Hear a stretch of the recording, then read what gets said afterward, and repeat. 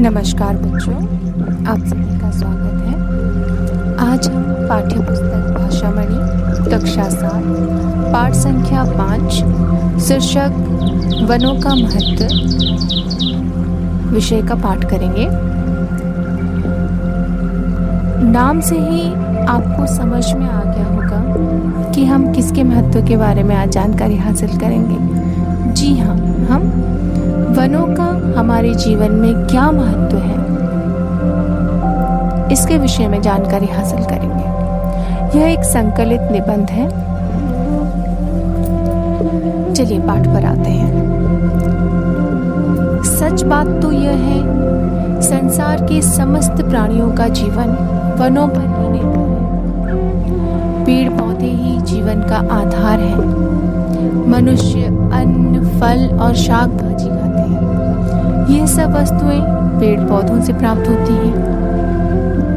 हम स्वस्थ रहने के लिए दूध पीते हैं या दूध से बनी वस्तुओं का सेवन करते हैं। ये सभी वस्तु हमें कहाँ से प्राप्त होती है? गाय और भैंसों से। गाय भैंस क्या खाते हैं? गाय भैंस जो कि पत्तियां खाते हैं।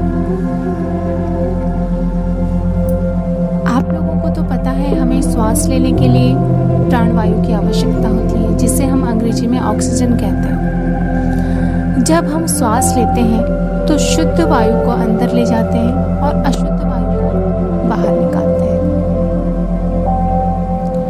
वृक्ष और पौधे सूर्य के प्रकाश में अपनी पत्तियों की सहायता से अशुद्ध वायु से अपने लिए भोजन बनाते हैं। इस प्रक्रिया में वे शुद्ध वायु को बाहर निकालते हैं, जिसको हम ग्रहण करते हैं। अब आपको समझ में आया प्राणवायु हमें कहाँ से प्राप्त होती है? प्राणवायु हमें वृक्षों से प्राप्त होती है। वन और वृक्ष जीव जंतुओं के लिए शुद्ध वायु का संतुलन बनाए रखते हैं। यदि वन नष्ट हो जाए तो वायुमंडल का ये जो संतुलन है, ये गड़बड़ा जाएगा और समस्त प्राणियों का जीवन खतरे में आ जाएगा। वन वर्षा कराने में भी सहायक होते हैं। वर्षा से हमें पीने तथा सिंचाई करने के लिए जल उपलब्ध होता है। जैसा कि हम जानते हैं, जल के बिना जीवन की कल्पना नहीं की जा सकती। आप लोगों को एक बात पता है? वृक्ष का हर एक शाखा एक रसायनशाला है, जहां इसकी हर एक पत्ती दिन रात काम में लगी रहती है, जिससे हमें पहनने के लिए जो वस्त्र मिलता है, खाने के लिए भोजन मिलता है, पीने के लिए पानी मिलता है और सांस लेने के लिए शुद्ध वायु मिलती है। अब आप कल्पना कीजिए, अगर धरती पर वन ना रहे तो इस संसार का क्या होगा? क्या पृथ्वी पर जीवन शेष रह पाएगा? नहीं। बिना वृक्षों के, बिना वन के संसार का अस्तित्व खतरे में पड़ जाएगा। वन का महत्व, इस पर एक कहानी भी है जो मैं आपको बताती हूँ। एक व्यापारी राजमार्ग से जा रहा था। साथ में उसके कुछ सेवक भी थे। व्यापारी ने देखा कि एक बूढ़ा आदमी आम का पौधा रोप रहा है। बुढ़ापे के कारण उसके हाथ कांप रहे थे, गर्दन भी हिल रही थी।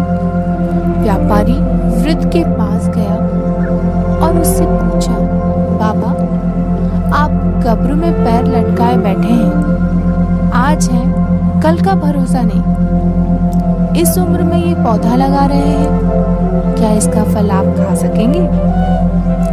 ये प्रश्न सुनकर बूढ़ा आदमी मुस्कुराया और उसने विनम्रता से बोला, श्रीमान, जिन वृक्षों के फल मैंने खाए वे मैंने नहीं लगाए थे, वे मेरे पूर्वजों ने लगाए थे। जो वृक्ष मैं लगा रहा हूँ उसके फल मेरे बेटे और पोते खाएंगे। अब यह आवश्यक तो नहीं है कि जो वृक्ष लगाए वही उसके फल भी खाए। ये जो पेड़ पौधे हैं ये हमारे समाज की धरोहर है। बूढ़े आदमी का ये उत्तर सुनकर व्यापारी बहुत खुश हुआ। उसकी तो जैसे आंखें खुल गई। उसने वृद्ध को पुरस्कार दिया और निश्चय किया कि अपने शहर पहुंचकर वो स्वयं भी पौधे लगाएगा और अपने सेवकों को भी पौधे लगाने के लिए कहेगा। वास्तव में पेड़ पौधे मानव जाति की ही धरोहर है। आदिकाल से हर पीढ़ी अपनी आने वाली पीढ़ी को हरे भरे वन और फल देने वाले वृक्ष सौंपती है। प्रत्येक मनुष्य का यह कर्तव्य है कि वो आने वाली पीढ़ी के लिए ये धरोहर बचाकर रखे। वनों की उपयोगिता के कारण हम लोग धर्म ग्रंथ में भी इसकी महत्ता को जान सकते हैं। पेड़ों को लगाना एक पुण्य कर्म समझा जाता है। पेड़ों को लगाने से हमारे पाप कट जाते हैं। हम लोगों के घर में आप देखिए तुलसी के पौधे की पूजा की जाती है। आंवला, पीपल, केला, बरगद इन सभी वृक्षों की पूजा की जाती है। इससे हमें वृक्षों का महत्व भी समझ में आता है। वनों के महत्व को स्वीकार करते हुए आज के युग में वृक्षों को हरा सोना कहा गया है। अब आप लोग बोलेंगे सोना तो सुनहरा होता है। जी हाँ, जो सुनहरा सोना होता है वो खान से खोद कर निकाला जाता है, लेकिन ये जो हरा सोना है ये तो खुली खान है। लोभ के कारण यदि इसे आवश्यकता से अधिक लूटा जाएगा तो एक दिन हम स्वयं ही लूट जाएंगे। जो वृक्ष हमें जीवन देते हैं, अगर उन्हीं वृक्षों पर हम कुल्हाड़ी चलाएं तो बात तो वही हो जाएगी ना, अपने पैरों पर कुल्हाड़ी मारना।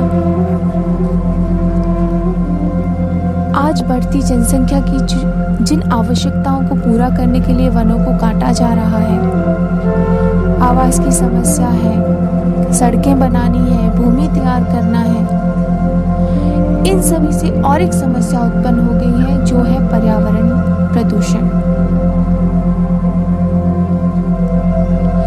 इन सभी समस्याओं को मद्देनजर रखते हुए हम लोगों को एक संकल्प करना चाहिए कि यदि हम एक वृक्ष काटते हैं तो उस स्थान पर हम 2 वृक्ष लगाएं। यदि देश का प्रत्येक नागरिक, बूढ़ा, बच्चा और जवान इस पुण्य कार्य में हाथ बटाए, नए नए वृक्ष लगाए, उसकी सही देखभाल करें, तो हम अपनी इस सुंदर सी धरती को नंदनवन बना सकते हैं।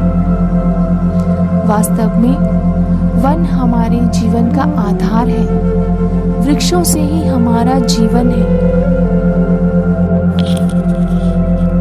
तो बच्चों, आज आप मेरे साथ एक संकल्प लीजिए कि हम एक एक वृक्ष लगाएंगे और हमारी इस प्यारी सी धरती को हरा भरा बनाएंगे। जैसा कि कहा जाता है, एक वृक्ष एक जीवन।